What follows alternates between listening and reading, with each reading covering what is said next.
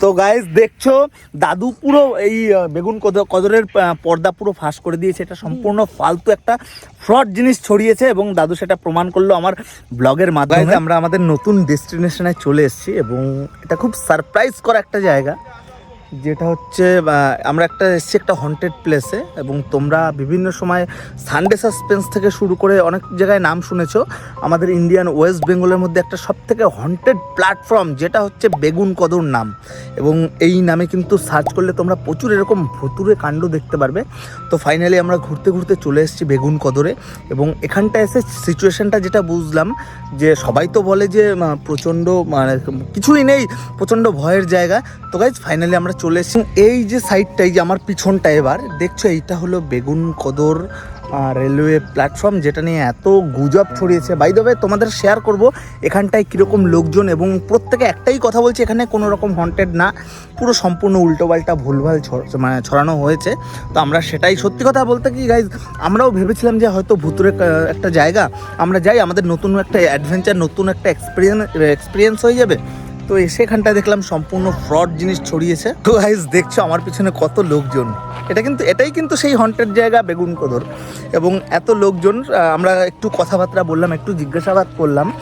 প্রত্যেকে বলছে সারাদিনে মাত্র 6টা ট্রেন দাঁড়ায়, এবং ইতিমধ্যে কিন্তু অলরেডি একটা ট্রেন আসছে, আমি কিন্তু আওয়াজ অলরেডি পেয়েছি এবং ভিডিওতে তোমরা দেখতেও পাবে। এবং এত লোকজন, প্রত্যেকে বলছে এগুলো অ্যাকচুয়ালি ফালতু গুজব ছড়ানো হয়েছে। এবং যাই হোক, হয়তো কারো কোনো না কোনো সেই রকম টাইমে হয়তো কোনো না কোনো সমস্যা ছিল, হয়তো একটা সময় ছিল, আমি না বলছি না, কিন্তু হয়তো একটা সময় ছিল। কিন্তু আজকের দিনে দাঁড়িয়ে এটা কোনো রকম হন্টেড জায়গা না। এবং আরও একটা ইম্পর্টেন্ট জিনিস, তোমরা তোমাদের ইম্পর্টেন্ট টাইম ফেসবুক লাইভ দেখাচ্ছে। ইতিমধ্যে আমার দাদা এই জায়গায় যে এসছে সেটার ফেসবুক লাইভও করবে, যেহেতু এত ফালতু জিনিস ছড়ানো হয়েছে। এবং আমরা এখানটা এসে দেখতে পেলাম যেটা,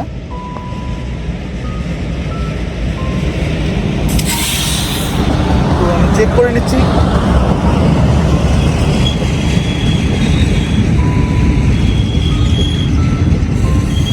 এটা হচ্ছে লাইভ অন দিস টাইম, এই যে নাও লাইভ ইন করো, হয়ে যাবে।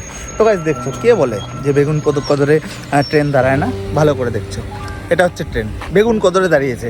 এবং তোমরা হয়তো অবাক হচ্ছ যে আমি আদৌ নিজে বেগুন কদরে আমি নিজে রয়েছে কিনা, আমি সেটারও লাইভ তোমাদের শেয়ার করব।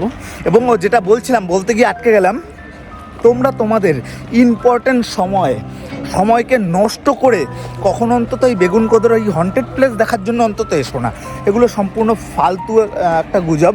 দেখছো আমার সাইডে ট্রেন দাঁড়ানো আছে সেই বেগুন কদরে, এবং এই যে আমার পিছনটা দেখো বেগুন কদর।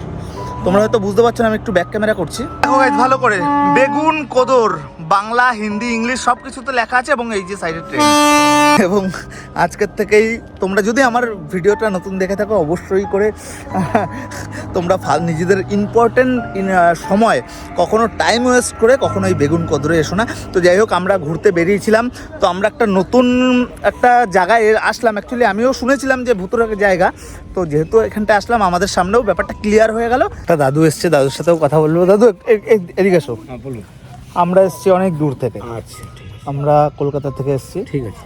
তা একটা ভিডিও করছিলাম ছোট, তা সবাই আমরা যখন আসছিলাম তো সবাই আমাদের বলছিল যে যাচ্ছিস যখন একবারে বেগুন কদর দিয়েও ঘুরে আসিস। আমরা জিজ্ঞেস করলাম কেন, আমি তো জানতামও না। তো বললো যে ওখানটায় নাকি ভূত আছে। তো আমরা এসছি যেহেতু, ভাবলাম ঠিক আছে বেগুন কদর দিয়ে ঘুরে আসি।